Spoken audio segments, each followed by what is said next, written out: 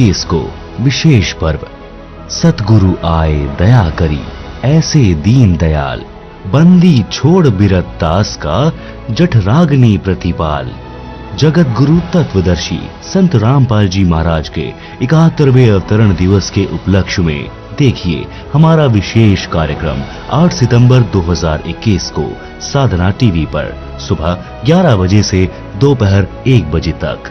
इस प्रोग्राम को आप निम्न सोशल मीडिया प्लेटफॉर्म पर भी देख सकते हैं।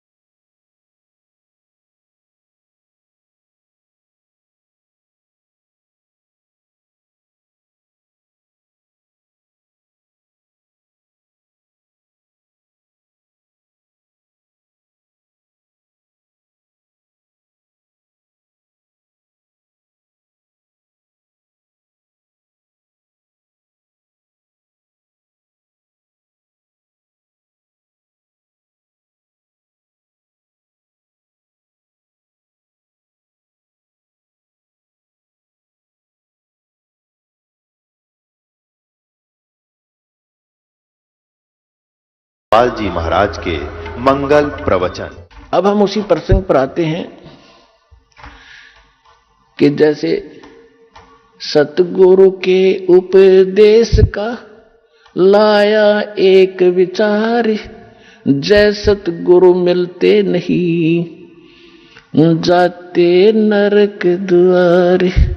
नरक द्वार में दूत सब फिर करते खेचातान, उनसे कभू ना छूटता फिर फिरता चारों खानी। ओए होए, जिस दिन आपकी अब आंग उतर जाएगी पुण्यात्माओं, यानी इस काल के झूठे सुख और यहाँ के जो झूठी पोस्ट का नशा उतर जाएगा आपका, फिर आपकी आंखों से आंसू बहने लगेंगे। आप सोचा करोगे हम देख के क्या बने फिरे थे, हम थे क्या, हम सोच क्या बैठे अपने आप को। और ये ज्ञान ना मिलता, सतगुरु ना मिलते तो क्या बनता आपके हमारे साथ। परमात्मा अपने ऊपर उदाहरण देकर कह रहे हैं कि जैसे यहां से जो मृत्यु हो जाती है, रंक हो से राजा सभी मरेंगे और यम के दूत उनको पकड़ कर ले जाएंगे जो सत भक्ति नहीं करते, और भक्ति भी कर रहे हैं वो गलत कर रहे हैं, शास्त्र विदिता का मनमाना आचरण कर रहे हैं।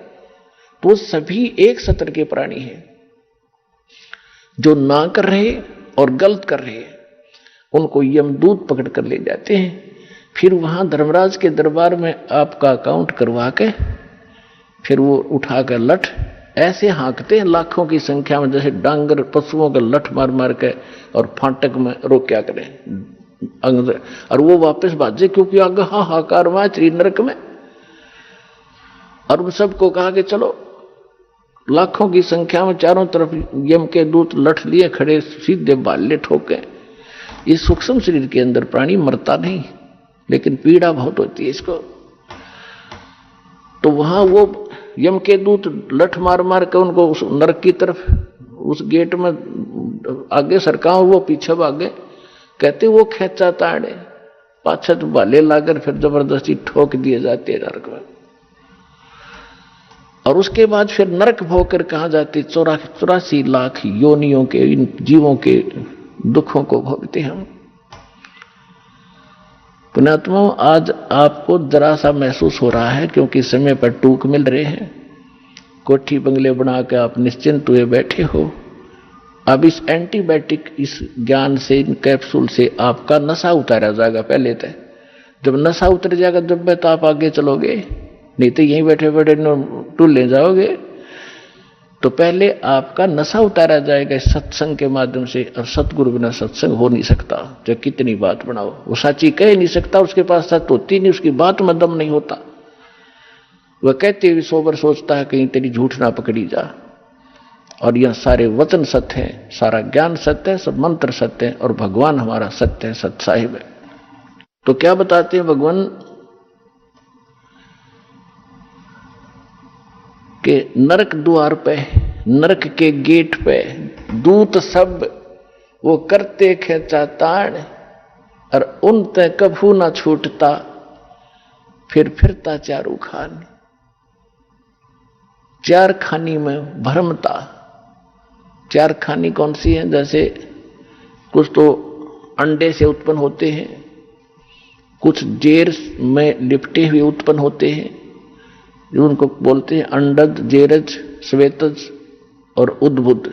ये चार प्रकार से जीवों की उत्पत्ति होती है। इनको चार ग्रुपों में बांटा गया है। इसमें 84 लाख प्रकार के प्राणी होते हैं, जैसे मच्छर, मक्खी की, पशु पक्षी सारे लगा कर। तो परमात्मा कहते हैं कि उसके बाद फिर 84 लाख प्रकार के प्राणियों के शरीरों में दुख उठाते। चार खानी में भरमता और कभू न लगता पार, सो फेरा सब मिट गया मेरे सतगुरु के उपकारी। ओए होए। अब क्या बता रहे हैं परमात्मा कि इतना आपको बाईपास निकाल दिया सतगुरु ने। और फिर क्या बताते हैं? 7 समुद्र की मसीह करूं, लेखनी करूं बन राय, धरती का कागज करूं, गुरु गुण लिख्यो न जाए। अब लिख के दिखाओ गुरु के गुण, ऐसे सतगुरु के गुण जो इतने दुखों से आपको बचाएगा। एक कुत्ते की जीवनी लिखने लग जाओ, उसके पास गधे की लिखो, फिर सूअर का देखो क्या खाता है, कहाँ रहता है, और आप और हम कहाँ रह रहे हैं। ये सुविधा आपको क्यों प्राप्त है? जैसे विद्यार्थी को माता पिता, चाहे मजदूर हो, चाहे किसान हो, या कोई बिजनेसमैन है, अपने बच्चों को पूरी सुविधा देता है, समय देता है कि बेटा जाओ तुम स्कूल में शिक्षा ग्रहण करो, अच्छी ड्रेस पहनाता है, आपसे फटे पुराने पहनता है, उसको अच्छी ड्रेस देता है। और जो बच्चा उस विद्या काल में शिक्षा समय के अंदर बकवाद करता है, शिक्षा ग्रहण नहीं करता है, आगे जाकर उसको कितना कष्ट होता है। यही स्थिति आज आपकी है। जिनको मानव शरीर प्राप्त है वो उस विद्यालय में प्रवेश प्राप्त है जिसमें मोक्ष हो सकता है। मोक्ष होता है, यानी भक्ति के लिए आपको ये ड्रेस अलग से मिली है, ये सुविधाएं मिली है। और जो इन सुविधाओं का दुरुपयोग करता है, कोठी बंगले बनाने में अपना जीवन नाश कर रहा है, और यहाँ के ड्रामाबाजी करके ब्याह शादियों में अपनी शान और शौकत दिखाता है, वो महामूर्ख व्यक्ति है इस भक्ति के मार्ग में। समाज से कुछ भी करो, लेकिन भगत के लिए ये बिल्कुल अलाउड नहीं है। अध्यापक इस विद्यार्थी के लिए, विद्यार्थी सिनेमा देखे, शराब पीवे और ताश खेल सारा दिन, बकवाद करे, अपना उद्देश्य नहीं कर रहा है, तो विद्यार्थी बेशक है लेकिन वो उद्देश्य से भटका हुआ। तो ऐसे वो दशा उस व्यक्ति की है जो मनुष्य शरीर प्राप्त करके सत साधना नहीं करते। तो यहां क्या बताते हैं परमात्मा? 7 समुद्र की मसी करूं, लेखनी करूं बन राय, धरती का कागज करूं, गुरु गुण लिख्यो न जाए। और फिर क्या बताते हैं? गरीबदास जी परमात्मा से परिचित होने के उपरांत कहते हैं, सतगुरु के सजदा करूं, कर्म छुटाए कोटि, जो ऐसे सतगुरु की निंदा करे, जम तोड़ेंगे ओठ। के सतगुरु के सजदा करूं, ये पाप छुटाए कोट, करोड़ों पापों से बचा दिया हमारे को। अब सारा दिन आपका कैसा शेड्यूल बना दिया भगवान ने। पुण्यात्माओं देखो, विद्यार्थी का जो सिलेबस है उसने कंप्लीट करना पड़ेगा, तभी वो सफलता पाओगा। आपको जो सुबह दोपहर शाम की जो नित्य नेम दिए हैं वो करने, फिर मंत्र बताया है, प्रथम मंत्र, फिर द्वितीय मंत्र, आपका कितना बिजी शेड्यूल हो गया। और फिर अपना काम भी करो जो निर्वाह के लिए। और पहले हम निर्वाह के काम में सारा ही डिवोट कर रहे थे, सारा जीवन लाए बैठे थे, और फिर भी हानि जो की तू, जो लाभ होना वो हो ही रहा, संस्कार का हानि हुई वो भी होगी। और जब हानि होती थी, सारा दिन धंधा करते करते भी नुकसान हो रहे थे, फिर कहाँ जाते थे कि फलाने के पास चलो जंतर मंतर करवाओ। जब वो जंतर मंतर क्या भगवान की कोई साधना बताओगा? यानी हम अपने स्तर से सारी क्रिया कर्म करते करते, धंधा करते करते भी फेल हुए थे धंधे और बिजनेस में, और फिर भगवान की तरफ भागती थी, और अब साथ भगवान पहले से आपके साथ हो गया। तो आपके वो संसारी कार्य भी बहुत जल्दी शीघ्र सिद्ध होंगे और आपकी सब सुरक्षा भी होगी इस भक्ति से। तो यहां क्या बताते हैं कि सतगुरु के सिजदा करूं कर्म छुटाए कोट। अब ना जाने समय को आप कहां बर्बाद करते, कहां ताश खेलते या राजनीति की बतलाते, अटपट करके कोई लेना एक ने देने दो, या किसी की चुगली करते हो, फलाना ऐसा है, दकड़ा ऐसा है, उसने ऐसा कर लिया, फलाना कर लिया। इतना समय नहीं आपके पास। कोई व्यक्ति आपके पास रिलेटिव आता है अनुपदेशी, उपदेशी आओगा तो भगवान की चर्चा चलेगी, 2 मिनट जो कार्य है काम की बात बतला के फिर परमात्मा की चर्चा करोगे। सत्संग में कब गया था मैं नहीं जान पाया, आपके क्या ज्ञान बताया गुरु जी ने, कुछ मुझे भी बता दो। यानी इस तरह की जिज्ञासा आपके मन में बनी रहेगी तो वो सारे पाप छूट गए। और फिर हमारे को एक ऐसा सौंप दे दिया, साबुन दे दिया भगवान ने कि जैसे हम प्रतिदिन कपड़ा पहनते हैं और वो प्रतिदिन पहनने से स्वाभाविक जिस क्षेत्र में हम रह रहे हैं वो मैला भी होता है, तो सुबह उसको धो ले साबुन और जल से तो फिर साफ हो जाता है। तो जानबूझ कर को गारा में घसीट है, वो तो मूर्ख था, पहले हम जानबूझ कर गारा में घसीट रहे थे इसने, तो अब तो हम जानबूझ कर अपने पाप इकट्ठे करा को नहीं। अनजाने में कोई होंगे तो उनके लिए हमें मंत्र सारी सिद्ध क्रिया बता दी, ये डेली हमारा अंतःकरण साफ होता रहेगा, हम स्वच्छ बने रहेंगे। तो यहां कहते हैं ऐसे सतगुरु की कोई निंदा करे तो गरीबदास जी कहते हैं जम तोड़ेंगे होठ। यानी ऐसा बुरी तरह पीटेंगे, चाहे कितना लागो, मुंह पर लागो, सिर में लगो, ऐसे लठ मारेंगे तुम्हारे ऐसे संत की जो निंदा करते हैं। फिर क्या बताते हैं, सगुरु मानुष कर जानते ते नर कई है अंध, ओवे दुखी संसार में फिर आगे काल के फंदे। अब क्या बताते हैं कि गुरु को यदि आप मनुष्य एज ए मैन ट्रीट करोगे तो अधूरे रह जाओगे। जैसे पुण्यात्माओं एक गणित के अंदर एक प्रश्न आता है, क्वेश्चन आता है, और जिसमें मूलधन ज्ञात करना होता है, तो ओरिजिनल मूलधन तो अरबों और करोड़ों में होता है।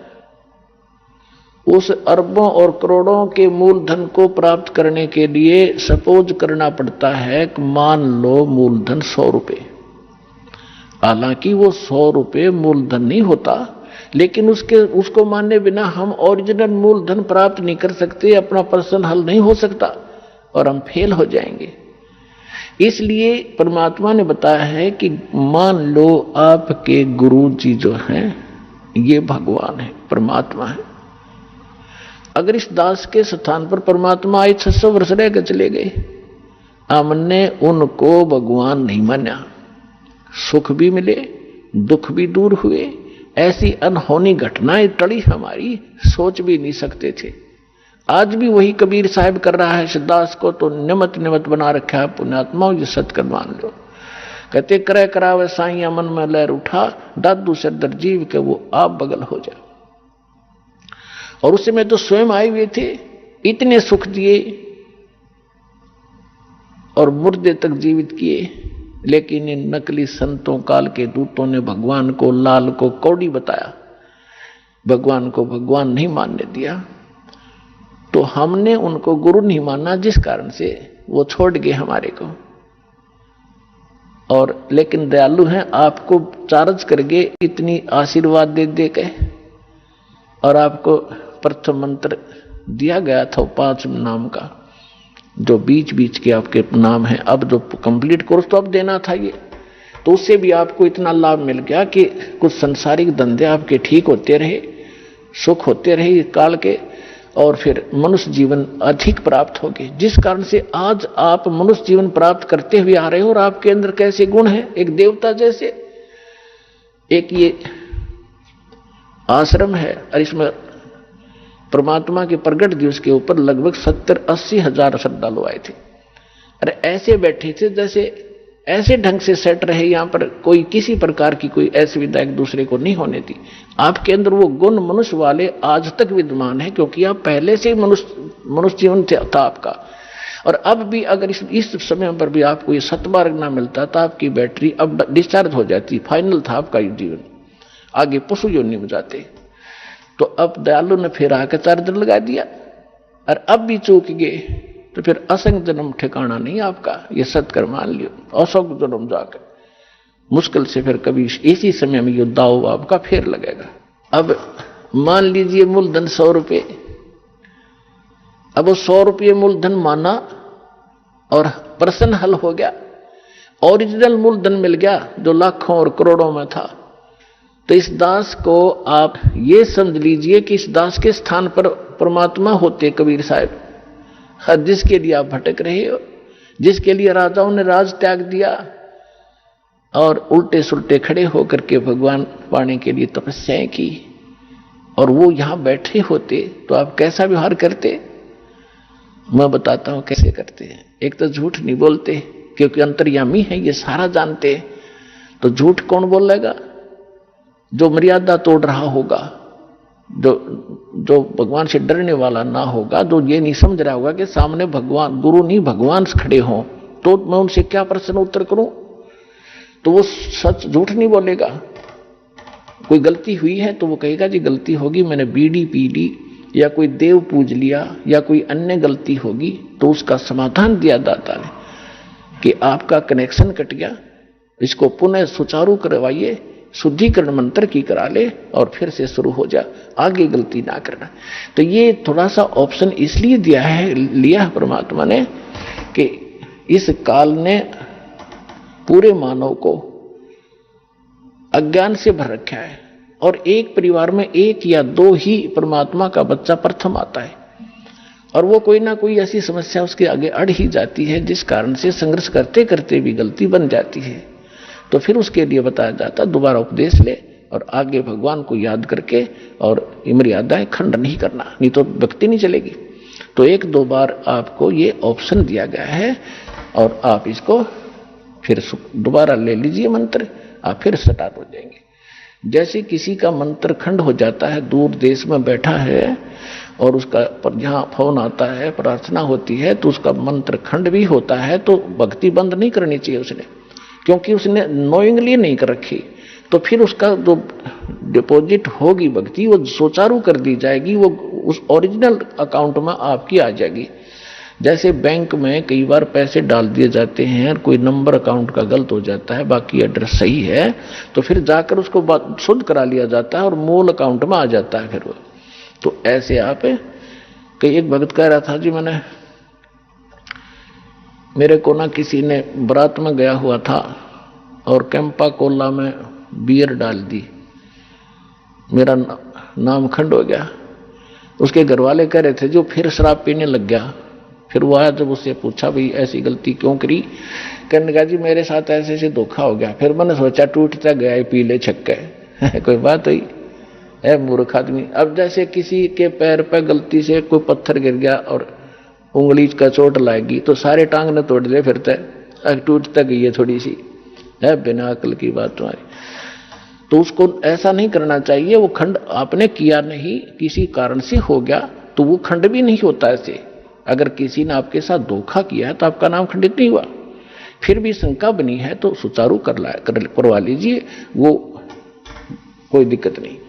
और भक्ति नहीं छोड़नी चाहिए, वो करती रहनी चाहिए। किसी भी कारण से खंडित हो भी गया है, साधना करते रहिए, लेकिन इस उद्देश्य से कि फिर माफी मांगूंगा या घर बैठ के करते रहे तो बिल्कुल कभी अकाउंट आपका नहीं जुड़ेगा, सदा के लिए खत्म हो जाएगा। इसलिए ऑप्शन दिया गया कि दोबारा आके सुचारू करवा लीजिए और दीक्षा अपनी फिर से चालू कराइए कनेक्शन।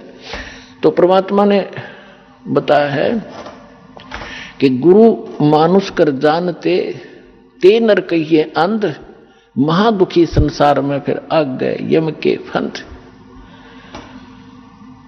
अब गुरु जी के सामने कैसे व्यवहार करें, कोई अभिमान शब्द नहीं मुख से निकले।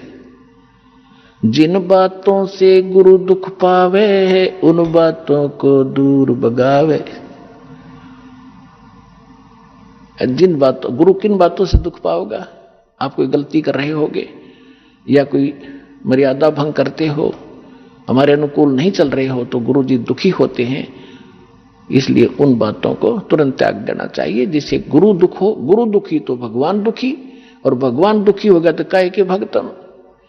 तो यहां कहते हैं गुरु मानुष कर जानते ते नर कहीं है अंध, होवे दुखी संसार में फिर आगे काल के फंदी।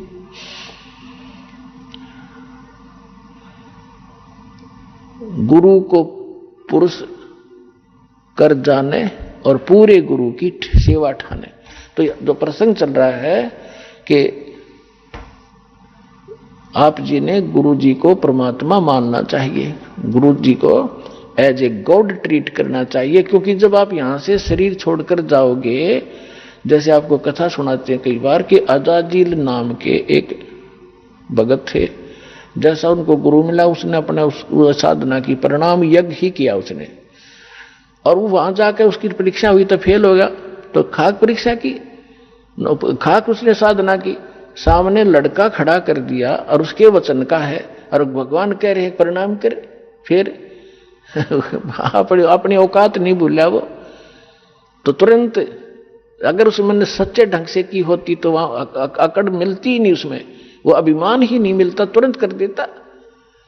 अपने बालक को, अपने बच्चे को हम कंधे बैठाते हैं, अपने बेटा बेटी को सिर पर बैठा लेते हैं, ऐसे कंधे बैठा कर उसके दोनों पैर पकड़ लेते। तो वहां क्या दिक्कत थी उस मूर्ख को? बिना ज्ञान के ऐसे मार खाता इंसान। तो पुण्यात्मा, जब आप यहां से शरीर छोड़कर चलोगे, ठीक आपकी साधना जो कर रखी है वो जैसे मूल कमल से चलोगे, और मूल कमल से चल के फिर आपका जो सब, क्योंकि मूल कमल फिर स्वाद चक्र, नाभि चक्र, हृदय कमल, कंठ कमल, फिर त्रिकुटी पर पहुंचोगे। तो यहां तक तो आपका अकाउंट क्लियर मिलेगा, लेकिन त्रिकुटी पर जाके वहां आपकी परीक्षा होगी।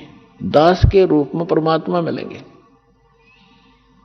और जैसा आपका यहां व्यवहार है, विचार है, जैसी श्रद्धा है, जैसा दोष या निर्दोष आप अपने गुरु को मानते हो, तो वहां भी आपके ज्यों के तो मिलेंगे। तो वहां आपके कहने की जरूरत ना पड़े, वहां तो आपके मस्तिष्क पर लिखा हुआ एक, जैसे ये टीवी पर चलता है ना, मोबाइल पर, तो वहां प्ले हो जाएगा अपने आप। और वह कहते वहां का फिर वापस हुआ, फिर कभी नहीं वापस जा पाएगा। तो पुण्यात्माओं, जो काम करो तो ढंग से करो, जिस मार्ग पर लगते हो सफलता तभी मिलेगी। तो गुरु जी को यहां आपने एज ए गॉड ट्रीट करना है। अब आपको कुछ भक्तों के अनुभव सुनाते हैं, उसके बाद सत्संग सुनाएंगे शेष। सत है। अभी आपने भक्तों के अनुभव सुने। पुण्यात्माओं, जब तक हम परम संत और परमेश्वर की शरण में नहीं आते हैं, तब तक हम केवल अपना प्रारब्ध ही भोग रहे होते हैं, किस्मत में लिखा ही पा रहे होते हैं। और जब परमेश्वर से कनेक्शन हो जाता है तो हमारे को एक पावर प्राप्त हो जाती है। जैसे हम पहले हाथ से चक्की पीसती थी हमारी माताएं, तो 1 घंटे में वो मुश्किल से 2 किलो आटा पीस पाती थी। और आजकल इलेक्ट्रिक चक्की होगी, 1 घंटे में 1 क्विंटल और बगैर किसी परिश्रम के वो पीस के रख देती है। तो पुण्यात्मा, अभी तक हमें कनेक्शन पावर का मिला नहीं था, और जिन पावर को हम से कनेक्शन हम ले रहे थे वो डिम लाइट थी, वो कोई काम नहीं कर पावा थी। तो अब ये परमात्मा की पावर से जो काम होंगे, कनेक्शन ठीक रखना। दास बार बार आपको कहता, बालक हो, और जैसे ही कनेक्शन जिन बिजली ले रखी है उनको पता है कनेक्शन कटा और कटा, फिर तो पंखे ना चले, ना कोई ट्यूबवेल चले, सब असुविधा हो जाएंगी। तो परमात्मा भी कहते हैं जब लग हंसा हमरी आना और काल लगे नहीं तेरा बना। तो परमात्मा का वचन है कि इस समय में पूरा विश्व परमात्मा को पहचानेगा, इसलिए आपको शिक्षा दी है, ऐसे उपकरण बनवाए हैं। एक एक भक्त अपना रो रो कर कथा सुना रहा है कि हम कितने दुखी थे। ये दुख तो आपके एक फ्री में निवारण होंगे जो आपको भारी पड़ रहे थे, और जो मूल कष्ट आपका जन्म और मृत्यु का असंग जन्म हो गया यहाँ भटकता है, वो दुख दूर होगा इस दास के परमात्मा के इस ज्ञान से और इस समाधान से।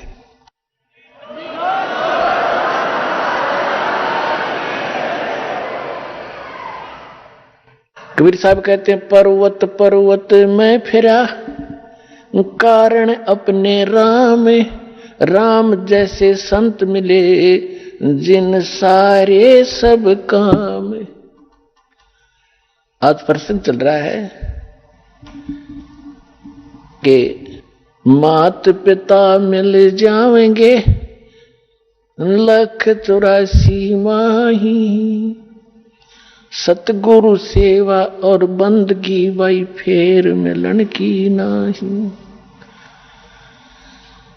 तो परमात्मा अपनी महिमा को अपने ऊपर ही चित्रार्थ करके सुनाते हैं कि पर्वत पर्वत में फिरा कारण अपने राम, राम जैसे संत मिले जिन सारे सब काम। तो उसके लिए कहते हैं गुरु गोविंद दोनों खड़े काके लागू पाए, बलिहारी गुरु अपना जिन गोविंद दियो मिलाए। अपनात्माओं परमात्मा कहते कबीर हरि जय रूठ जा, गुरु की शरण में जाए, कहे कबीर गुरु रूठ गए तो हर नहीं होत सहाय। अब जैसे किसी व्यक्ति को सुख प्राप्त है और चाहे वो भक्ति कर रहा है नहीं कर रहा है, तो आम व्यक्ति ये कहा करता है कि इसका भगवान राज्य है, इसका परमात्मा इस पर प्रसन्न है। और जिनके ऊपर दुख पे दुख आ रहे होते हैं तो वो अपने आप ही कहा करता है कि हमारा राम रूठ गया, हमारा भगवान रुष्ट हो चुका है, हमारा भगवान रुष्ट है, इसलिए हमें दुख हो रहे। तो यहां कबीर साहब कहते हैं कबीर हरि जय रूठ जा, गुरु की शरण में जावे, कहे कबीर गुरु रूठ गए तो हर ना होत सहाय। गुरु गोविंद दोनों खड़े किसके लागू पाए, बलिहारी गुरु अपना जिन गोविंद दियो मिलाए। अब जैसे उदाहरणार्थ कोई जंगल में खेतों में मजदूरी कर रहा है या कार्य कोई कर रहा है, एक मटका पानी का भर के रख लिया, जब तक वो जल उपलब्ध है उस घड़े में उसको कोई प्रॉब्लम नहीं, जो कहीं से उठा भर के लाया है। और जब वो जल समाप्त हो जाता है तो वो असुविधा हुई, उसको प्यासा मर रहा है, तो उसका क्या तरीका है कि फिर से जाइए उस हैंडपंप या कुएं पर और फिर से वो जल प्राप्त कीजिए, और फिर सुविधा होगी, फिर जान बची। इसी प्रकार जब तक आपके पूर्व जन्म का संचित पुण्यों का घड़ा भरा है, आपका राम राज्य है, आपका भगवान प्रसन्न है, आपको कोई आपत्ति नहीं है। और जिस समय आपके पुण्य समाप्त हो गए तो समझो आपका राम रुष्ट गया, रुष्ट हो गया। अब पुण्य क्षीण हुए तो दुख हुए, दुख हुए तो राम रुष्ट गया, रुष्ट हुआ। तो क्या बताते हैं कबीर हरि जय रूठ जा, गुरु की शरण में जावे, कहे कबीर गुरु रूठ गए तो हर ना करे सहाय। अब जैसे आपके पुण्य समाप्त हुए, जैसे जल खत्म हुआ मटके का घड़े का, तो हैंडपंप के पास जाइए और उसकी सेवा कीजिए, भक्ति कीजिए, साधना कीजिए, उसको चलाइए और गढ़ा भर लीजिए। अब परमात्मा ये उदाहरण देना चाहते हैं कि एक हैंडपंप तो गुरु और वांछित वस्तु जल गॉड, एक घड़े में जल रखा हो और हैंडपंप हो। आपसे कोई कहे कि मैं इन दोनों में से आप कौन सा सिलेक्ट करोगे, आप घड़ा चाहोगे, जल रखोगे या हैंडपंप रखना चाहते हो, तो अंडरस्टूड है कि इस हैंडपंप से तो लाखों घड़े भर लेंगे, और इस घड़े में तो जल है तो एक दिन भी पूरा नहीं हो सकता, चलेगा।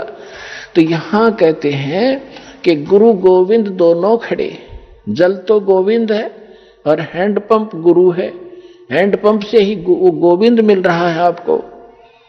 तो क्या आप पे उदाहरण देते परमात्मा, बलिहारी गुरु अपना जिन गोविंद दियो मिलाए। हम तो बलिहारी गुरु के ऊपर जिसने गोविंद मिला दिया। तो परमात्मा क्या बताते हैं, फिर मर्यादा बताते हैं ऐसे सतगुरु की, भाई गुरु से अधिक ना कोई ठहराई, मोक्ष पंथ नहीं गुरु बिन पाई। आप नित्य नियम डेली पढ़ते हो, ये आप डेली पढ़ते हो, इससे ज्ञान यज्ञ का लाभ होता है, लेकिन इसको गहराई से विचार नहीं करते हो। ये आपको इसलिए दिए हैं, आपको दोनों लाभ होंगे, एक तो ज्ञान यज्ञ और साथ में आप सतर्क रहोगे तो लाभ होगा आपको। इसमें क्या बताया गया है, गुरु से अधिक ना कोई ठहराई, मोक्ष पंथ नहीं गुरु बिन पाई। राम कृष्ण बढ़ते हु पुर राजा, तिन गुरु बंद कीन निज काजा। गई भक्ति सतगुरु की करही, आदि नाम निज हृदय धरही। गुरु चरणन से ध्यान लगावे, अंत कपट गुरु से ना लावे।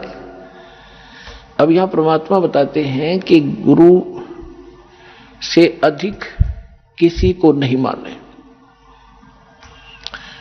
अपने आत्मा ये फाउल पॉइंट बताए जाते हैं सत्संग के माध्यम से, खिलाड़ियों को भी सिखाया जाता है कि तुम ऐसे करोगे तो फाउल हो जाओगे, ऐसे करोगे फाउल हो जाओगे। तो जो बच्चा खिलाड़ी उन फाउल पॉइंट से डरेगा तो सफल होता है। अब जैसे इस ज्ञान को सुनकर समझकर,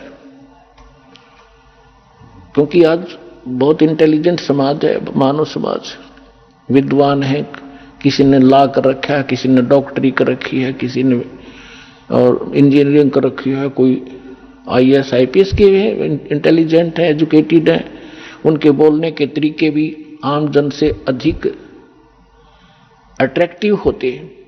तो यहाँ इस ज्ञान को समझकर, और कोई कहीं खड़ा होकर कोई ये प्रवचन करता है और फिर कोई ये कहता है कि बहुत अच्छा प्रवचन किया, इसने बड़ा अच्छा ज्ञान दिया, बात वही है तो दास से सुनी हुई है।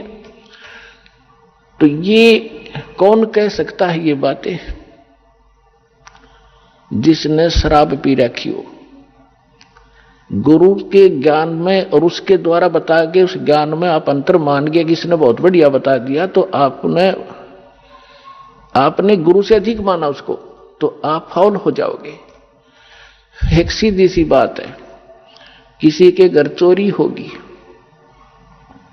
और किसी ने जाके संदेशा दिया कि भाई आपके घर पर चोरी होगी। अगर सामने वाले ने शराब नहीं पी रखी होगी तो तुरंत उस सतर्क होगा और पूछेगा भाई कितना के धन खराब हुआ, और जैसे भी फिर आगे बताएगा वो बहुत इतना ही पर्याप्त है उसको ये सुनना कि तुम्हारे घर पर चोरी होगी। और उसके साथ 2-3 और शराब पिए पड़े थे, उन्होंने भी सुन ली। वो शराबी कह रहा है आपका चोरी हो गई, तो जिसका चोरी हो रही थी उन्होंने बोला हाँ इसने बहुत बढ़िया सुर में बोला, बहुत अच्छा सुनाया। अरे भले आदमी, ये सुर में सुनाने से एक सिंपल वे से कहने से वो अच्छा कह रहा है, तो दोनों शराबी है वो। तो कहने का भाव ये है कि जब इंसान होशमा होगा इतना ही पर्याप्त है। तो कहते हैं गुरु से अधिक ना कोई ठहराई, मोक्ष पंथ नहीं गुरु बिन पाई। तो इस प्रकार की बहुत सी बातें हैं। कहते हैं गुरु को तजय बजय जो आना, तापसुआ को फोकट ज्ञाना। आज तक हम यही मार खाते रहे। उदाहरण के तौर पर आपको बहुत बार बताया है, एक कमाल नाम का लड़का था जो परमेश्वर कबीर जी ने मुर्दा जिंदा किया था। 10-12 वर्ष की आयु थी उनकी। फिर अपने साथ रखा। और परमात्मा तो प्रवचन करते हैं, ज्ञान देते हैं सामूहिक रूप से। उस बच्चे ने भी, वो 20-22 वर्ष का हो गया, उसने वो परमात्मा के सुना हुआ ज्ञान सुन लिया और फिर आप सुनाने लग गया। तो हम मार खाते हैं से आए। तो वो जो श्रद्धालु थे भगत परमात्मा के, वो ज्यादातर उस युवा लड़के की युवा आवाज से प्रभावित होकर उससे अट्रैक्ट हो गए। गुरुदेव को पता चला, बहुत से भगत कहने लगे, वो तो परमात्मा से जानते थे कि जी कमाल तो बहुत बढ़िया सत्संग सुनावे है, आपसे भी अच्छी तरह समझाता है। तो यही फेल हो गए वो। गुरु को तजय बजय जो आना, तापसुआ को फोकट ज्ञाना। परमात्मा ने बहुत बार कहा उसको, कमाल को, कि भाई अधिकारी के बिना कोई काम सफल नहीं हुआ करता बेटा, आप अपना कर्म बनाओ और इस हमारे बाग को खराब मत कर। लेकिन बहुत से श्रद्धालु हो गए थे, परमात्मा से रुष्ट होकर वो निकम्मी आत्मा की तरह दूर जाकर आश्रम बना लिया। और जो उससे प्रभावित थे वो भक्त नकली, वो भी उसके साथ वहीं जाने लग गए, अलग से डेरा आश्रम बना लिया, वहां सत्संग करने लग गया। अब जब तक परमात्मा से प्राप्त उस ज्ञान से, आशीर्वाद से, नाम से उनकी बैटरी चार्ज हुई थी, तब तक तो उनके खूब पुण्य रहे, खूब सुख हो रहे थे। जाते थे वहां कमाल के पास तो उनको कोई महसूस नहीं हो रहा था कि हमने गलती कर दी। फिर 2-4 वर्ष के बाद उनकी लगी बिरान मट्टी होने, वो वहां जोगे भी नहीं रहे गुरु जी के पास, वो क्लियर हो रहे थे, उसके साथ चले गए। और सब अब अपनी अन्य पूजाएं फिर करने लगे, क्योंकि जो लाभ हो रहा था वो बंद हुआ और वो बैटरी चार्ज थी, डिस्चार्ज होगी। अब उसने देखा कि भी संगत तो कम होगी, आना यहां पर मेरे पास। उसने एक ड्रामा रचा कि अभी कबीर साहब का प्रगट दिवस मनाएंगे और हम भंडारा करेंगे, सभी आना गांव नगर के। और कहा सब दूध लेके आना, कल खीर बनाएंगे। अब वो सोचा भाई बाबा जी का आदेश है, पहले भगवान से थोड़े बहुत डरते भी थे, तो कहने लगे ठीक है। तो सब ने क्या सोचा कि जल्दी उठकर वहां दूध डालाएंगे संत जी के भंडारे में। तो उन्होंने सोचा, सब के मन में दोष आ गया कि थोड़ा वो दूध होता, जेठ के महीने में अपनवासी प्रगट दिवस मनाया जाता है, दूध पहले ही कम हो जाता उसमें। तो उन्होंने सोचा कि मैं आधा दूध, थोड़ा सा दूध और पानी डालकर डालाऊंगा देरे में, कौन देखा है। परमात्मा ने ऐसी प्रेरणा की, पूरे गांव के जितने भी 100-200 भगत थे वो एक लोटा पानी, थोड़ा सा दूध डालें और पानी का लोटा, उनने लाइन लगी वहां पर और उन्हें कहा जी कहाँ डालना है। उन्हें ड्राम रख दिया और ड्राम भर दिया अंधेरे में पानी का, थोड़ा थोड़ा सफेद। तो सुबह उठकर वो कहने लगा, कमाल के भी आज तो सारा गांव प्रसन्न हो गया है और बहुत दूध आया है, बना लो खीर। वह सेवादार खीर बनाने गए और पानी का भरा ड्राम। बोला जी दूध तैयारी तो पानी है मेरा। इतना शर्मिंदा हो गया, वो गांव छोड़ के भाग गया वहां से रामजादा। तो पुण्यात्माओं, गुरु को तजय बजय जो आना, तापसुआ को फोकट ज्ञाना। आगे सुनाते हैं, गुरु चरणन से ध्यान लगावे, अंत कपट गुरु से ना लावे। गुरु सेवा में फल सर्वस आवे, गुरु विमुख नर पार न पावे। गुरु वचन निश्चय कर माने, पूरे गुरु की सेवा ठाने। पूरे गुरु की, इनकम्प्लीट से कोई लाभ नहीं होता। मोबाइल का एक नंबर भी फोन का कम हो जाए तो पता नहीं कहां मिलेगा जाके, यानी आपका कार्य सिद्ध नहीं होगा। गुरु की शरणा लीजय भाई, ताते जीव नरक नहीं जाई।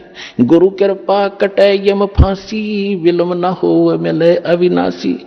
गुरु बिन काहु न पाया ज्ञाना, जो थो था बुझ छड़े मूड किसाना। तीर्थ व्रत और सब पूजा, गुरु बिन दाता और न दूजा।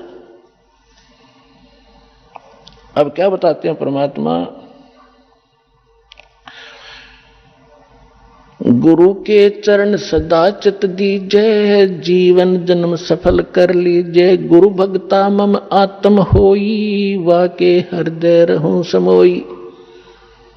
अब जो गुरु का भक्त है वो मेरी आत्मा है, यानी गुरु के प्रति जैसी श्रद्धा आपकी है, परमात्मा आपका जो निरीक्षण करता रहता है कि ऐसी ही मेरे साथ व्यवहार करेगा ये। तो गुरु के कहते हैं गुरु का भक्त वो मेरी आत्मा हुई, और वा के हृदय में रहूं समोई। 68 तीर्थ भ्रम भ्रम आवे, सो फल गुरु के चरणा पावे। 10वां अंश गुरु को दीजे, जीवन जन्म सफल कर लीजिए। अपने आत्माओं परमात्मा कहते हैं, कबीर साहब की वाणी हम पहले ही पढ़ा करते थे। कबीर चिड़ी चौंच भर ले गई, नदी न घटो नीरे। दान दिए धन घटे नहीं, यूं कह रे साहिब कबीरे। अब यहां आप, क्योंकि आपको अपना वो अक्षेत्र मिला है जो उपजाऊ जमीन है, इसमें जितना बोओगे 1000 गुना आपको तुरंत वापस मिलेगा। ये कोई भाट भिखारी का आश्रम नहीं, उस समर्थ का दिया हुआ आश्रम है, उसका दिया हुआ ज्ञान है। यहां पहले हम क्या देखा करते थे गांव में कि भी ऐसे कोई आपत्ति आ गई, कोई धर्म कर दो, बना के मीठे चौड़ खा लिया करते, उसी से आपत्ति हल्की हुई महसूस होती थी।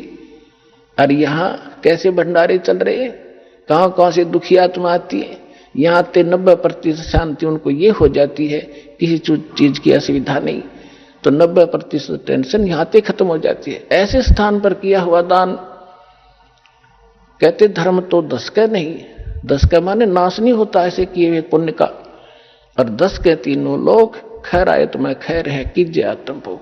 तो यहाँ कबीर साहब कहते हैं 10वां अंश गुरु को दीजय, जीवन जन्म सफल कर लीजिए। गुरु बिन होम यज्ञ नहीं कीजय, गुरु की आज्ञा माहे रहीजय।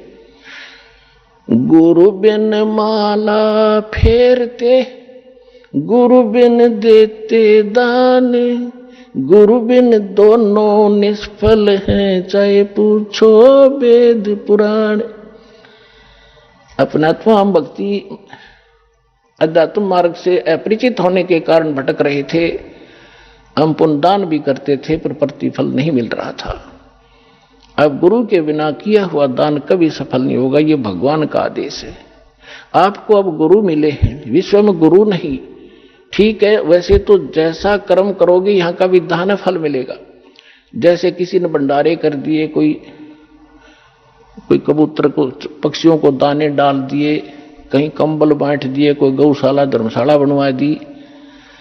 अब दोनों बात कहते हैं परमात्मा के गुरु के बिना किया हुआ दान आपको कोई लाभ नहीं देगा। फिर ये भी कहते हैं पावेगा अपना किया रे, भोगेगा अपना किया रे, जैसा करेगा वैसा मिले भीगा। अब जैसे कोई सेठ साहूकार बना हुआ है, उन्होंने भंडारे कर दिए, कंबल बांट दिए, बहुत से अनाथों को भोजन खिला दिए, तो फिर क्या होगा? गुरु मिला नहीं, मिले तो नकली मिले, तो अगले जन्म में वो ऐसा किया हुआ उसको मिलेगा, क्योंकि फिर वो क्या बनेगा? कुत्ते की योनि में जाएगा, और कुत्ता बनेगा अच्छे कोई ऑफिसर के, किसी सेठ के घर पे, वो किया हुआ मिलेगा उसको। अब उसका ड्राइवर तो होगा मनुष्य, और वो कुत्ता बैठेगा कार में पिछली सीट पे, माल्य गाड़ी पे, और मालिक मनुष्य चला रहा होगा और कुत्ता बैठा पिछली सीट पर, झांकी में खिड़की में देख रहा है ना ठाठ से। और अलग से कमरा होगा, उसमें एसी लगा होगा, महीने में 2-3 बार वेटरनरी सर्जन उसको चेक करने के लिए था। अब उस मूर्ख ने जो दान किया था वो दे तो दिया भगवान ने, पर मिला कुत्ते की योनि में, और आगे क्या बनेगा, फिर सूर बनेगा, फिर क्या सुविधा पाएगा। तो यहां परमात्मा कहते हैं गुरु बिन माला फेरते, गुरु बिन देते दान, गुरु बिन दोनों निष्फल है, चाहे पूछो वेद पुराण। अब गुरु जी के माध्यम से किया हुआ दान और गुरु मिल गया तो दान दान के फिर सारा कुछ ही होगा, वहां तो मोक्ष भी मिलेगा, मंत्र भी मिलेंगे, या तो पार हो जाएगा। पार नहीं हुआ तो मनुष्य जीवन मिलेगा उसको, और मनुष्य जीवन मिलेगा तो परमात्मा भटक ही रहा है, फिर ढूंढेगा आपका। लेकिन प्रार्थना आपसे की जाती है कि इस जन्म को आगे मत बढ़ाना, इसको फाइनल कर दो। कोट जन्म तन भर मत होगे, कुछ ना हाथ लगा रे, कुकर सुकर खरबा बोरे, कौआ हंस बुगारे। कोटि जन्म तू राजा की, ना मिटी न मन की आशा, भिक्षुक होके दर दर घूमा, ये मिला ना निर्गुण रासा। अब ये साधना ना मिलने से आप ऐसे भटक रहे हो। सुखदेव ने 84 भुगती, बना पजावे खरवो, तेरी क्या बुनियाद पराणी, तू पेंडा पंथ पकड़वो। सुखदेव जैसे ऋषि इन साधनाओं को करके और फिर 83 लाख योनियों में गधे की योनि को प्राप्त हुए। आपकी क्या बुनियाद है पुण्यात्माओं, आप इस मार्ग को ग्रहण करो जो अब आपको परमात्मा द्वारा दिया गया। गुरु बिन होम यज्ञ नहीं की जय, गुरु की आज्ञा माहे रही जय। गुरु सुर तुरु सुर धैनु समाना, पावे चरण मुक्ति परवाना। आइए अब हम उन श्रद्धालुओं के अनुभव जानते हैं जो जगत गुरु तत्वदर्शी संत रामपाल जी महाराज जी से दीक्षा प्राप्त कर चुके हैं तथा उनके द्वारा बताए गए भक्ति मार्ग पर चल रहे हैं। नमस्कार सर। नमस्कार सर। सर क्या नाम है आपका? सर हेमेंद्र यादव। सर कहाँ से हैं आप? सर ग्राम रायपुरा, तहसील कसराव, जिला खरगोन, मध्य प्रदेश से। सर संत रामपाल जी महाराज से नाम दीक्षा आपने कब ली? सर संत रामपाल जी महाराज से नाम दीक्षा हमने 20 मार्च सन 2016 में ली। संत रामपाल जी महाराज से नाम दीक्षा लेने से पहले आप क्या भक्ति साधनाएं करते थे? सर संत रामपाल जी महाराज से नाम दीक्षा लेने से पहले हम समाज में प्रचलित जो पारंपरिक पूजा पाठ होती थी वही करते थे, और शिव जी को जल चढ़ाना, दूध चढ़ाना और हनुमान जी के मंदिर में अगरबत्ती लगाना, इस प्रकार की पूजा करते थे। साथ में हम तीर्थ जाना, व्रत करना और श्राद्ध निकालना, इस प्रकार की पूजा पाठ भी करते थे। सर इतनी सारी भक्ति साधना करने से आपको क्या लाभ प्राप्त हुए? सर इतनी सारी भक्ति साधना करने से हमें कोई लाभ नहीं हुआ, उल्टी हानि हुई। संत रामपाल जी महाराज की शरण में आप कैसे आए? बचपन से ही भक्ति में आस्था थी और ईश्वर की तलाश थी। हमने टीवी पर उनका सत्संग देखा और सत्संग में उन्होंने बताया आध्यात्मिक ज्ञान जो हमें अच्छा लगा। वो वेदों, शास्त्रों, गीता, पुराण, बाइबिल सभी से प्रमाणित ज्ञान दे रहे थे।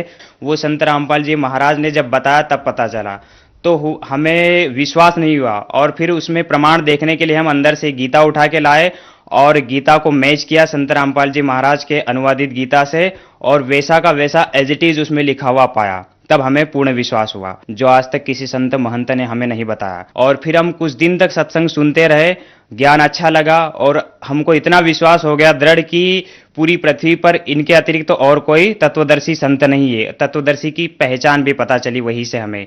और फिर कुछ दिनों बाद हमने संत रामपाल जी महाराज से नाम दीक्षा ली। सर संत रामपाल जी महाराज से नाम दीक्षा लेने के बाद आपको क्या लाभ प्राप्त हुए? सर मुझे संत रामपाल जी महाराज से नाम दीक्षा लेने के बाद शारीरिक, आध्यात्मिक, मानसिक भी लाभ हुए हैं। इनमें से कुछ का मैं वर्णन यहाँ पे करना चाहूँगा। सर संत रामपाल जी महाराज से नाम दीक्षा लेने के कुछ दिनों पश्चात मुझे एक तकलीफ हुई थी। लीवर में इन्फेक्शन हो गया था और जॉन्डिस हो गया था, हेपेटाइटिस ई भी हो गया था। बहुत सारी बीमारियाँ एक साथ हो गई थी और मुझे हॉस्पिटल में एडमिट करना पड़ा। तो उस समय मेरी हालत बहुत ख़राब हो चुकी थी।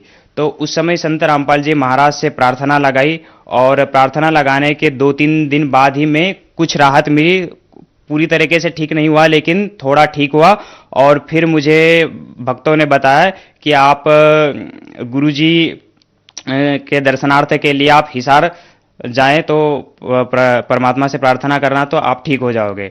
तो मेरी ऐसी कंडीशन थी कि मैं हिसार जाने के लायक नहीं था। डॉक्टर ने खाने पीने का मना किया था, दूध पीने का ही बोला था और कुछ खा पी नहीं रहा था, ऐसी कंडीशन हो गई थी। लेकिन फिर भी मैं परमात्मा को दंडवत प्रणाम करके मैं परमात्मा के दर्शन के लिए निकला। और जैसे ही गया तो रास्ते में मेरे को कुछ भी खाने पीने को मना कर दिया था डॉक्टर ने, लेकिन फिर भी मैं घर से पराठे और फ्राई की हुई मिर्ची लेकर गया था। और मैं कुछ नहीं खा पा रहा था, लेकिन फिर भी मैं ले गया था कि अगर नहीं खा पाया तो रास्ते में किसी और को खिला दूंगा। तो मैं रास्ते में आधी दूरी गया था और जितने भी पराठे रखे हुए थे, 8-10 पराठे लेकर गया था, वो मैं सभी रास्ते में ही खा गया और मैं रास्ते में ही स्वस्थ हो गया। संत रामपाल जी महाराज की कृपा से ही ये सब कुछ हुआ है। सर, इसके अलावा एक और लाभ हुआ है। जैसे ही संत रामपाल जी महाराज से मैंने घर में अकेले नहीं भक्ति की शुरुआत की थी और मेरे घर में कुछ ज्वेलरी रखी हुई थी मम्मी की अलमारी में, तो वो ज्वेलरी अलमारी से गायब हो गई थी, पता नहीं कहाँ चली गई थी। तो सबने घर में ढूंढा, पहले मम्मी ने देखा तो उन्हें नहीं मिली। पूरी अलमारी को उन्होंने खोला, उसमें जितना भी सामान था बाहर निकाला, लेकिन कुछ नहीं मिला उन्हें वहाँ पे। फिर मेरा भाई गया, उसने भी देखा, पापा गए, उन्होंने भी देखा, सारा सामान बाहर रख दिया, कुछ नहीं मिला उन्हें। और मम्मी रोने लगी। तो मुझे विश्वास था संत रामपाल जी महाराज पर। मैं भक्तों के अनुभव सुनता था, सब भक्त बताते थे किसी को बीमारी में लाभ हुआ है, किसी की चोरी की चीज़ें वापस आ गई है और किसी को कोई आध्यात्मिक लाभ हुआ है। तो ऐसे कई प्रकार के अनुभव मैंने सुने थे। तो मुझे विश्वास था कि कहीं नहीं जाएगी वो चीज़ें, घर में ही होगी या फिर कहीं से भी होगी, तो मैं गुरुजी से प्रार्थना करूंगा तो सब आ जाएगा वापस। तो मैं इतना सोचकर मैं जब अलमारी में देखने गया पहली बार, तो वहाँ पे कुछ नहीं था, मैंने भी देख लिया, कुछ नहीं मिला। फिर मैंने गुरुजी संत रामपाल जी महाराज के आगे दंडवत प्रणाम किया, उनकी तस्वीर के आगे दंडवत प्रणाम किया और उनसे प्रार्थना की कि गुरुजी मेरी मम्मी की जो भी ज्वेलरी है जहाँ भी रखी थी आप वहाँ वापस रख दीजिए और मैं वापस दोबारा देखने जा रहा हूँ तो वहीं पे मुझे एज इट इज़ मिल जाए। तो इतना कहकर मैं फिर वापस दोबारा देखने गया तो उस अलमारी में वो चीज़ें जो डिब्बा था ज्वेलरी का जिसमें रखी हुई थी, वो वहीं पे वापस मुझे एज इट इज़ मिला हुआ, वहीं पे मिल गया। और फिर मैंने सबको दिखाया घर में और मम्मी सब रोने लगे घर में और सबको विश्वास हो गया कि संत रामपाल जी महाराज पूर्ण संत है। सबने देखा, किसी को कुछ नहीं मिला, लेकिन इसने प्रार्थना की और प्रार्थना करते ही वो चीज़ वापस आ गई, तो उन्हें दृढ़ विश्वास हो गया। फिर वो भी सत्संग सुनने लगे और कुछ दिन बाद उन्हें विश्वास बना तो उन्होंने भी नाम दीक्षा ले ली। सर, एक और भी हमें लाभ हुए हैं शारीरिक। एक बार मैं ऐसे रोड क्रॉस करते हुए जा रहा था और सुमिरन कर रहा था। गुरुजी ने सतनाम दिया हुआ है, मैं सतनाम का सुमिरन करते हुए जा रहा था और 3 ऑटो रिक्शा वाले रॉन्ग साइड से आए और बहुत तेज चला रहे थे वो और बिल्कुल मेरे ऊपर ले आए। तो जैसे ही ऊपर आए तो मुझे ऐसा लगा कि मेरे ऊपर आए और मेरा एक्सीडेंट हो गया कि मैं अब बच नहीं पाऊंगा, लेकिन पलक झपकते ही इतना सब कुछ हुआ और देखा कि वो ऑटो रिक्शा आगे जा चुका है और मुझे कुछ नहीं हुआ, मैं बिल्कुल स्वस्थ हूँ। और वो ऑटो रिक्शा वाला निकल गया और उसके पीछे वाला वापस देख रहा है, देखते हुए जा रहा है कि ये रिक्शा तो इसके ऊपर चला गया था लेकिन ये बच कैसे गया, इसे कुछ नहीं हुआ। तो वो भी आश्चर्यचकित हो गया और वो भी निकल गए और मैंने भी इस बात को ध्यान नहीं दिया। मैं रोड क्रॉस करके वापस आ गया और फिर मैंने संत रामपाल जी से प्रार्थना की और उन्हें दंडवत प्रणाम किया और उनके आगे बोला कि गुरुजी ये सब आपने ही किया है, आपने ही मुझे बचाया है, वरना आज मेरा बचना संभव नहीं था। तो इस प्रकार से ये लाभ भी हुआ। एक बार मैं घर पे क्या है कि कुछ भैंसें हैं जिनका दूध देने के लिए मेरा भाई जाता है। एक रोज मैं जा रहा था और अचानक से एक बाइक रोड क्रॉस करते हुए आई और मैं सामने से जा रहा था, मैं बहुत स्पीड में था, तेजी से जा रहा था और वो बाइक सामने आ गई और मेरी बाइक उसमें चली गई, उस बाइक के अंदर। लेकिन ऑटोमेटिक मेरा ब्रेक तो नहीं लगा, ने पता नहीं ऐसा लगा कि किसी ने उस मेरी बाइक को रोक लिया और वो अचानक रुक गई, वहीं पे थम गई। ये सब कुछ संत रामपाल जी महाराज की कृपा से ही हुआ है। संत रामपाल जी महाराज की शरण में आने से पहले सर मैं कुछ नशा भी करता था, कभी कभार करता था, तो वो भी मेरा नशा भी छूट गया। और पापा भी नशा करते थे तो उनसे छूट नहीं रहा था। उन्होंने कई बार प्रयास भी किया, कुछ दिन छोड़ते थे फिर वापस चालू कर देते, छूट नहीं पा रहा था। लेकिन संत रामपाल जी महाराज का ज्ञान सत्संग सुना तो कुछ ही दिनों में बिना नाम दीक्षा लिए ही सत्संग सुनने से ही समाप्त हो गया नशा, बिल्कुल कभी याद भी नहीं उन्हें आया और अब बिल्कुल वो स्वस्थ है, उन्हें कोई भी बीमारी नहीं है। पहले उनकी दाढ़ में भी दर्द होता था और बहुत परेशान भी रहते थे मानसिक रूप से भी, तो वो सब कुछ अब खत्म हो गया है, बिल्कुल स्वस्थ है और उन्हें कोई तकलीफ नहीं है और कोई नशा नहीं करते। सर, संत रामपाल जी महाराज का नशा मुक्ति में क्या योगदान है? सर, संत रामपाल जी महाराज का नशा मुक्ति में विशेष योगदान है। उनका आध्यात्मिक मार्ग ऐसा है जिसको एक बार जो व्यक्ति सुन ले वो जिंदगी में कभी नशा नहीं करता। कुछ ही दिनों में नाम दीक्षा लेने से उसका नशा छूट जाता है। कुछ भक्तों के तो नाम दीक्षा लेने से पहले ज्ञान सुनते सुनते ही समाप्त हो जाता है नशा, क्योंकि उनके शब्द में शक्ति है। जो सच्चा सद्गुरु होता है उनके शब्द में शक्ति होती है। वो आशीर्वाद मात्र से, ज्ञान सुनाने से, इस प्रकार से वो नशा और नशे जैसी बीमारियों को, लतों को हमेशा के लिए समाप्त कर देते हैं। सर, क्या पहले आपने कोई गुरु भी बना रखे थे? हाँ सर, संत रामपाल जी महाराज की शरण में आने से पहले हमने आसाराम जी को गुरु बना रखा था। पहले तो हम पारंपरिक पूजा पाठ करते थे, लेकिन उनसे संतुष्टि नहीं मिली। फिर किसी दोस्त ने मेरे बताया कि संत आसाराम जी बहुत अच्छे गुरु है, वो भी ब्रह्म ज्ञानी है, ब्रह्म तक का ज्ञान बताते हैं, तो उनका ज्ञान अच्छा है, आप ग्रहण करो। तो मैं उनके साथ एक बार उनके सत्संग में गया तो मुझे ज्ञान अच्छा लगा और कुछ दिन सुना और फिर मैंने नाम दीक्षा ले ली। तो उनके द्वारा प्रचलित पूजा पाठ और भक्ति भी करता रहा। उन्होंने पहले ही मेरे को सारस्वती मंत्र दिया था। जो स्टूडेंट होते थे, स्टूडेंट को सारस्वती मंत्र देते थे और जो बड़े होते थे उनको वो दूसरे मंत्र देते थे। और वो नाम दीक्षा स्टेज पर बोलते थे बहुत सारे मंत्र और कह देते थे कि इनमें से कोई सा भी मंत्र सिलेक्ट कर लो और आपको जो अच्छा लगे उसका सुमरण शुरू कर दो, आज से वो आपका गुरु मंत्र हो जाएगा। तो ऐसे ही हमने नाम दीक्षा ले ली थी उनसे और सारस्वती मंत्र का जाप करते रहे, लेकिन उससे हमें पढ़ाई लिखाई में भी कोई लाभ नहीं हुआ। और उन्होंने ये भी बताया था कि कोई सा भी मंत्र आप जाप करो तो उस मंत्र का 40 दिन तक अनुष्ठान करने से और सच्ची लगन के साथ जाप करने से और ध्यान करने से आप चाहे तो पूर्ण परमात्मा को प्राप्त कर सकते हैं, निराकार ब्रह्म को प्राप्त कर सकते हैं। तो वो साधना भी हम करते रहे, ध्यान भी करते रहे। 1 घंटा ध्यान में बैठते थे, 10 माला रोज करने का नियम था, वो भी करते थे, लेकिन लाभ तो कुछ नहीं हुआ, उल्टा हानि हुई। उससे हमारा सरदर्द बहुत होने लगा और ध्यान करते थे तो बहुत सारी बुरे बुरे विचार मन में आने लगते थे और ध्यान में बिल्कुल मन नहीं लगता था और भक्ति भाव से बिल्कुल मन हट गया था। तो उनसे भी कोई लाभ प्राप्त नहीं हुआ। सर, आपने बताया कि पहले आप आसाराम बापू जी से जुड़े हुए थे, फिर आप संत रामपाल जी महाराज की शरण में आए। तो सर, आसाराम बापू जी के ज्ञान में और संत रामपाल जी महाराज के ज्ञान में आपको क्या भिन्नता नजर आई? सर, संत आसाराम जी महाराज और बंदी छोड़ सदगुरु रामपाल जी महाराज के ज्ञान में जमीन आसमान का फर्क नजर हमें आया। वो ब्रह्मा विष्णु महेश की भक्ति बताते थे संत आसाराम जी, और उसके बाद और भी कई देवी देवताओं रामकृष्ण की भक्ति भी बताते थे। साथ में ब्रह्म साधना भी बताते थे कि निराकार ब्रह्म होता है जो इनसे ऊपर होता है, और उसको पा लिया तो वो समझ लो प्राणी मुक्त हो गया। और वो निराकार है, वो किसी के समक्ष प्रकट नहीं होता और उसका प्रकाश ही दिखाई देता है। ये व्याख्या हमने पहले भी सुन रखी थी, लेकिन उन्होंने भी बताई। फिर संत रामपाल जी महाराज का जब हमने ज्ञान सुना तो उन्होंने बताया कि जिस ब्रह्म के बारे में आज तक ऋषि मुनि संत महंत सारे निराकार निराकार कहते रहते थे, वो तो साकार है। वेदों में और गीता में भी उसके बारे में साकार लिखा हुआ है, और बाकी संत तो हमें निराकार बताते रहे। और जैसे वेदों में भी परमात्मा के बारे में लिखा हुआ है कि पूर्ण परमात्मा साकार रूप में, और गीता में भी गीता ज्ञानदाता कहता है कि अर्जुन, ये जितने भी ऋषि देवता ये सब मेरे से ही उत्पन्न हुए हैं, मैं इन सब का आदि कारण हूं। तो उत्पन्न हुए मतलब वो साकार है, इनसे सब उत्पन्न हुए, तो वो साकार है, लेकिन हमें निराकार बताते रहे। और संत रामपाल जी महाराज ने बताया है कि वो साकार रूप में है और वो 21 ब्रह्मांड का मालिक है और 21वें ब्रह्मांड के टॉप मोस्ट प्लेस पर बैठा है। सर, जो श्रद्धालु आज आपको देख रहे हैं, आप उन्हें क्या संदेश देना चाहेंगे? सर, जो श्रद्धालु मुझे देख रहे हैं, मैं उन्हें संदेश तो नहीं दे सकता, लेकिन उनसे एक प्रार्थना कर सकता हूं कि यह मनुष्य जन्म बहुत अनमोल है, बार बार नहीं मिलता। तो इसलिए ये मनुष्य जन्म सिर्फ परमात्मा की भक्ति के लिए मिला है और इसे भक्ति में ही लगाओ और पूर्ण मोक्ष प्राप्त करो। और ये मोक्ष मार्ग संत रामपाल जी महाराज के अलावा पूरे विश्व में किसी के पास नहीं है, क्योंकि वे वेदों, गीता, पुराण, कुरान, बाइबिल सभी धार्मिक सदग्रंथों से प्रमाणित करके ज्ञान बताते हैं। सर, संत रामपाल जी महाराज से नाम दीक्षा कैसे ले सकते हैं? संत रामपाल जी महाराज से नाम दीक्षा लेने का बहुत ही आसान तरीका है। संत रामपाल जी महाराज का कई चैनलों पर सत्संग आता है और उन चैनलों पर सतलोक आश्रम का नंबर हाईलाइट होता है नीचे, और उन नंबरों पर संपर्क करके आप नाम दीक्षा की पूरी जानकारी ले सकते हैं और कहां से नाम दीक्षा लेना है वो सब आपको उस नंबर से पता चल जाएगा। धन्यवाद सर।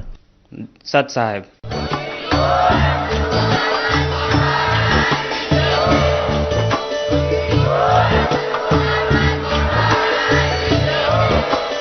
आप सुन रहे थे जगत गुरु तत्वदर्शी संत रामपाल जी महाराज जी के मंगल प्रवचन। अधिक जानकारी के लिए विजिट कीजिए हमारी वेबसाइट www.jagatgururampalji.org। संत रामपाल जी महाराज जी के शुभ आशीर्वाद से पूरे विश्व भर में